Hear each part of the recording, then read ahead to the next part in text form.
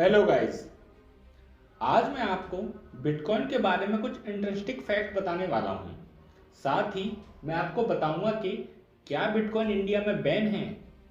तो बने रहिए वीडियो में एंड तक। चलिए स्टार्ट करते हैं। फैक्ट नंबर 1 है, बिटकॉइन एक क्रिप्टो करेंसी है जो एक वर्चुअल करेंसी होती है जिसे किसी देश का कोई इंसान कंट्रोल नहीं करता है। फैक्ट नंबर 2 है, दुनिया की पहली क्रिप्टो करेंसी बिटकॉइन को ही माना जाता है, जिसे सतोशी मोटो नाम के एक अननोन इंसान या किसी अननोन ग्रुप ने बनाया था और उसके रिलीज होने के कुछ दिन बाद ही दुनिया ने बिटकॉइन का यूज करके ट्रांजैक्शन स्टार्ट कर दिया था। फैक्ट नंबर 3 है, क्रिप्टो करेंसी का कॉन्सेप्ट पहली बार 1999 के दौर में एक इंटरनेट साइबर पग ने स्टार्ट किया था।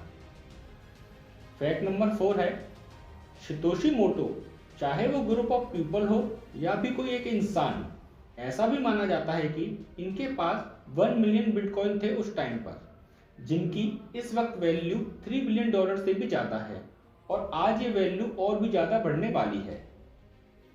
फैक्ट नंबर 5 है, बिटकॉइन का बेनिफिट यह है कि इसमें गरीब लोग किसी देश में जब जाते हैं तो वो डॉक्यूमेंट्स भी सही से नहीं बनवा पाते और इसी वजह से उनके बैंक अकाउंट भी सही से ओपन नहीं होते।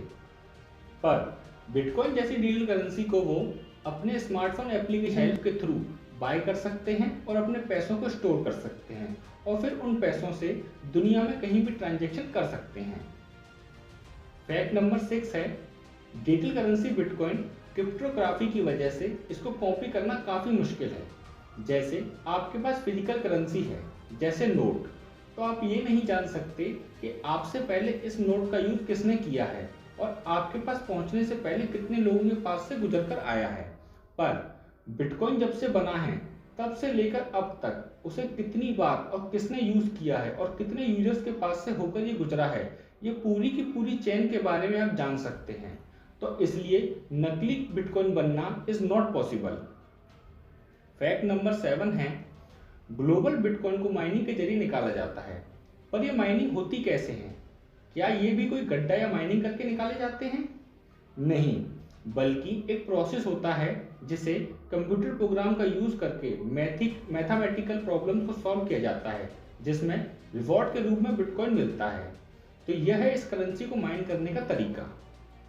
फैक्ट नंबर 8 है, 22 मई 2010 को लुहानी नाम के डेवलपर ने 10,000 बिटकॉइन का यूज करके केवल 2 पिज्जा खरीद लिए। तब बिटकॉइन की इतनी ही वैल्यू थी, पर आज इतने बिटकॉइन की वैल्यू $3 करोड़ से भी ज़्यादा है। इसे इतिहास की सबसे महंगी गलतियों में से एक माना जाता है। उस वक्त लोगों को ये उम्मीद नहीं थी कि बिटकॉइन की वैल्यू इतनी ज़्यादा बढ़ सकती है। फैक्ट नंबर 9 है, जिस तरह 1 रुपये को पैसों में डिवाइड किया जा सकता है, उसी तरह बिटकॉइन के छोटे छोटे हिस्सों में बांटा जा सकता है, जिन्हें सतोशी कहा जाता है। यानी बिटकॉइन के छोटे हिस्सों को सतोशी कहा जाता है। सतोशी इसके फाउंडर का नाम है और वो फाउंडर कोई एक इंसान है या फिर कोई ग्रुप, इसके बारे में कोई नहीं जानता। फैक्ट नंबर 10 है, इंडिया में बहुत से लोग अब भी ये सोचते हैं कि बिटकॉइन इलीगल है, पर मार्च 2020 में सुप्रीम कोर्ट ने यह कह दिया कि क्रिप्टो करेंसी क्रिएट करना या फिर इन्वेस्ट करना इलीगल नहीं है, यह बिजनेस पूरी तरह से लीगल है। और इस फैसले के बाद से इंडियन करेंसी में डील करना और भी ज़्यादा आसान होता चला गया।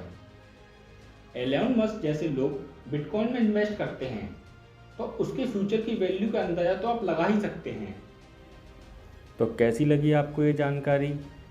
नीचे कमेंट सेक्शन में बताइए and please like and subscribe. Thank you.